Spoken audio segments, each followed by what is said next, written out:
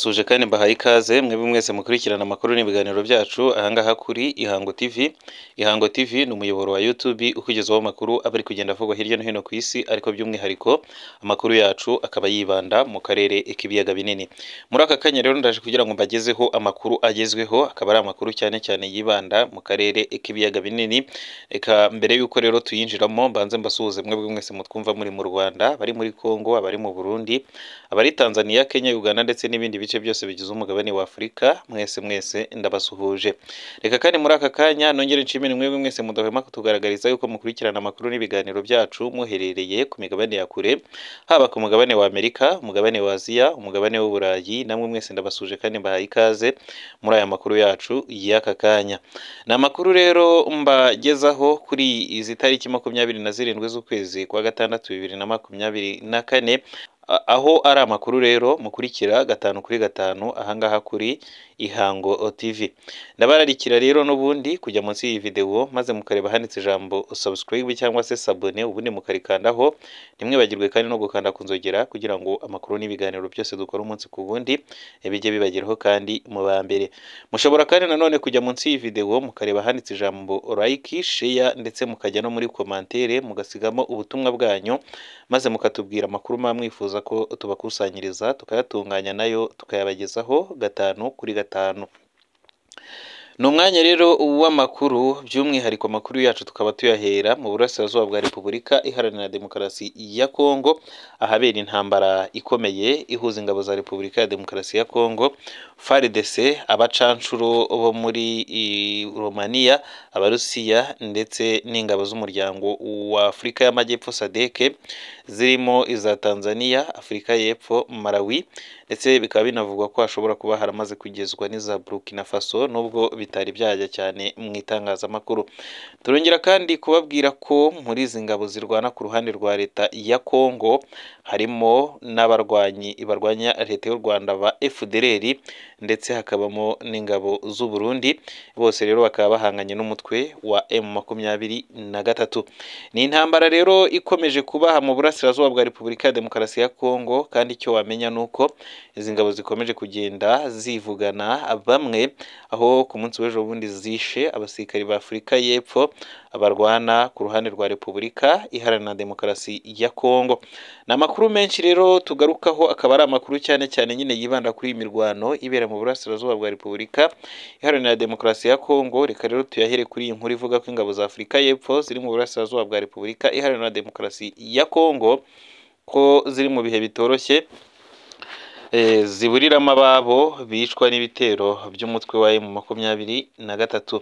Nibikubiye mu itangazo ubuyobozi bw'ingabo za Afurika y'Epfo zashyize hanze rimenyesha ko bagabweho igitero gikaze ku musozi wunamiye santere ya Sake muri teritwari ya Masisi, maze icyo gitero gihitana abantu babo, abandi benshi barakomereka, harimo n'abakomeretse ku buryo bukabije. Ni itangazo risobanura ko iki gitero ingabo za Afurika y'Epfo zagabweho ko cyakozwe ku munsi w'ejo bundi hashize tariki 25 z'ukwezi kwa gatandatu 2024, kandi ko cyaguyemo abasirikari babo 2, abandi 20 barakomereka, mu gihe abagera kuri 4 bo bakomeretse ku buryo bukabije, ndetse bakaba bamaze koherezwa mu bitaro kugira ngo bitabweho. Itangazo kandi rikomeza rivuga ko icyo gitero cyanaguyemo abana 3 ndetse n'umubyeyi w'abo bana akaba yarakomeretse ku buryo bukomeye. Itangazo risoza rivuga ko imiryango y'Abanyafurika y'Epfo yaburiye ababo muri icyo gitero ko yamaze kumenyeshwa ko hari gukorwa ibishoboka byose kugira ngo imirambo y'ababo igezwe iwabo, kandi ko amazina y'abamaze kwitaba Imana ko azatangazwa hanyuma, nk'uko ubibona muri iri tangazo ryatanzwe n'izi ngabo za Afurika y'Epfo zatabarizaga bene wabo nyine bari bamaze gusiga ubuzima bwabo muri iki gitero cyagabwe hafi n'umujyi wa Sake. Naho mu yandi makuru, umuryango wa Afurika y'Amajyepfo SADC wongereye ingabo zawo mu burasirazuba bwa Repubulika Iharanira Demokarasi ya Kongo kugira ngo bahashye umutwe wa M23. Umuryango wa Afurika y'Amajyepfo SADC wongereye ingabo zawo muri Repubulika Iharanira Demokarasi ya Kongo mu guhashya umutwe wa M23. Bakaba rero abasirikare barenga ibihumbi 9 bo mu butumwa bw'uyu muryango wa SAMIDRC bwatangiye mu mpera z'umwaka ushize 2023 nk'uko bivugwa. Aba basirikare rero bongerewe mu rwego rwo gufasha ingabo z'igihugu cya Repubulika ya Demokarasi ya Kongo FARDC guhangana n'umutwe wa M23 umaze gufata ibice byinshi byo muri Kivu y'Amajyaruguru ndetse na Kivu y'Amajyepfo. Bigitangira hoherejwe rero ingabo zigera ku bihumbi 5 zirimo 2900 za Afurika y'Epfo iyoboye ubu butumwa n'izindi 2100 zirimo iza Tanzania ndetse n'iza Malawi, ariko ntabwo zigeze zitanga umusaruro zari zitezweho na guverinoma ya Kinshasa kuko ntizigeze zirukana M23 mu bice yari yarafashe. Afurika y'Epfo rero imaze gutangaza ko abasirikari benshi bapfiriye muri Repubulika Iharanira Demokarasi ya Kongo, muri bo hakaba harimo Kapiteni Simoni Mukuru na Kapiteni Tabanga Semono bishwe n'igisasu mu kwezi kwa kabiri, ndetse na Sergeant David Ngubane wapfuye mu kwezi kwa gatanu uyu mwaka turimo 2024. Ubwo Serge rero Ngubane yapfaga, M23 yatangaje ko yasenye ibifaru 4 bya SAMIDRC, bafata rero ibindi bibiri n'ikamyo ya Eveco.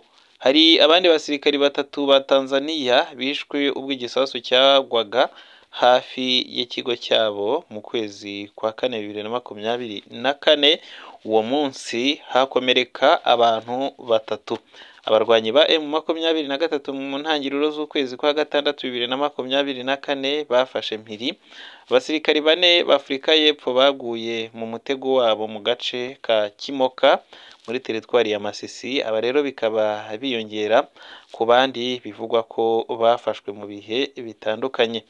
Igitangazamakuru cya Afurika y'Epfo cyitwa Intelligence ku munsi w'ejo hashize cyatangaje ko mu rwego rwo gutegura bundi bushya urugamba rwo kurwanya umutwe wa M23 ngo hiyongerewe ingabo za SADC ziva ku bihumbi 5 zigera ku bihumbi 8.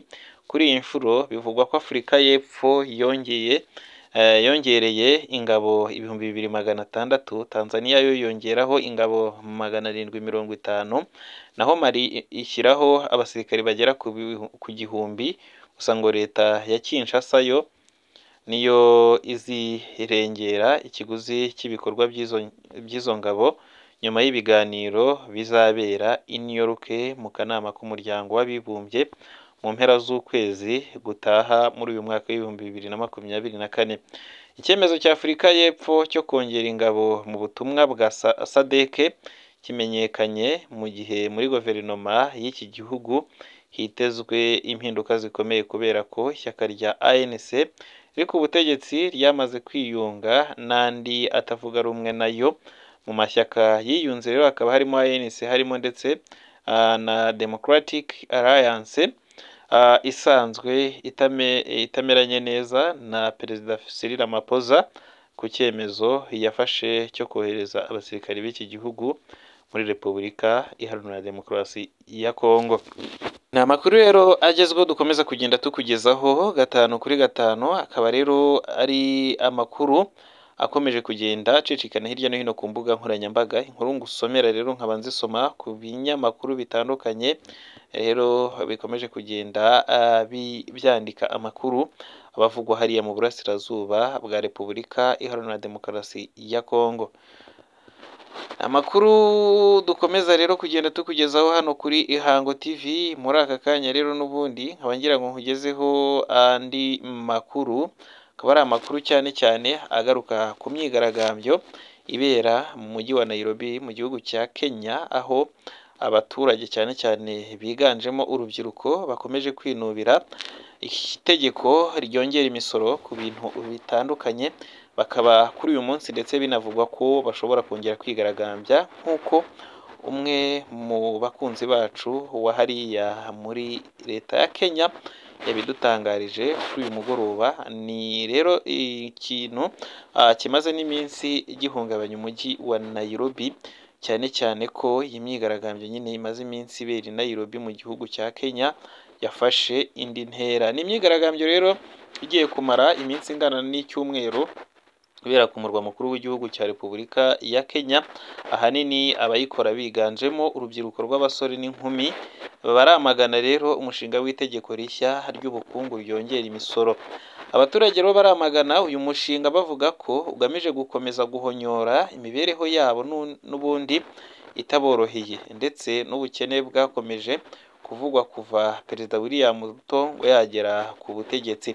Kuri uyu wa kabiri tariki 25 z'ukwezi kwa gatandatu 2024, inzego zishinzwe umutekano zari zawukajije ku biro bimwe by'ibigo bya leta birimo ku ngoro y'inteko ishinga amategeko, ku biro by'umukuru w'igihugu ndetse no kuri za minisiteri.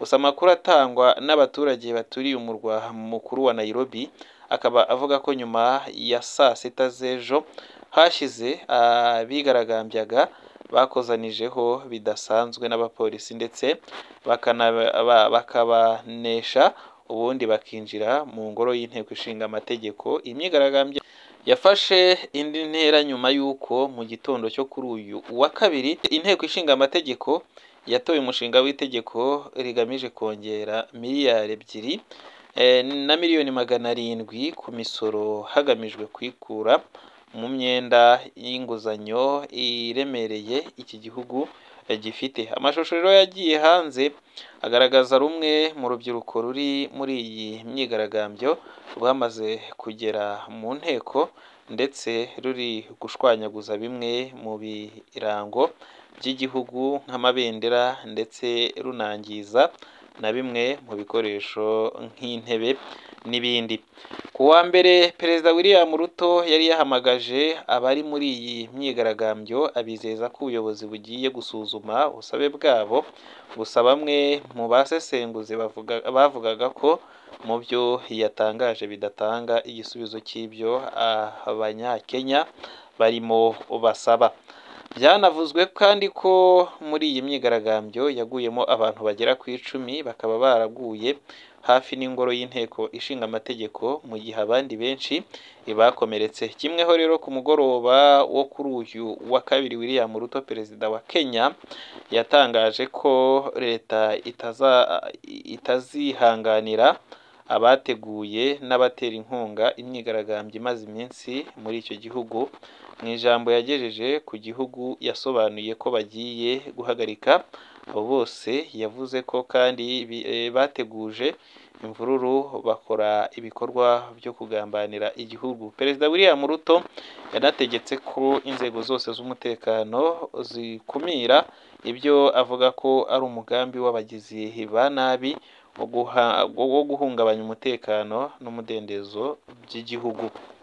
Reka rero amakuru yacu n'ubundi tuyahagarikira aha ngaha, tugaruke mu kanya tukugezaho abagezweho. Akaba rero ari amakuru twagusomeye mu bitangazamakuru muri aka kanya. Rero reka nkubwire ngo niba utari wamara gukanda kuri subscribe ya munsi y'iyi video, maze ureba handitse iryo jambo urikandeho, ubundi tujye dukomeza kubana 5 kuri 5.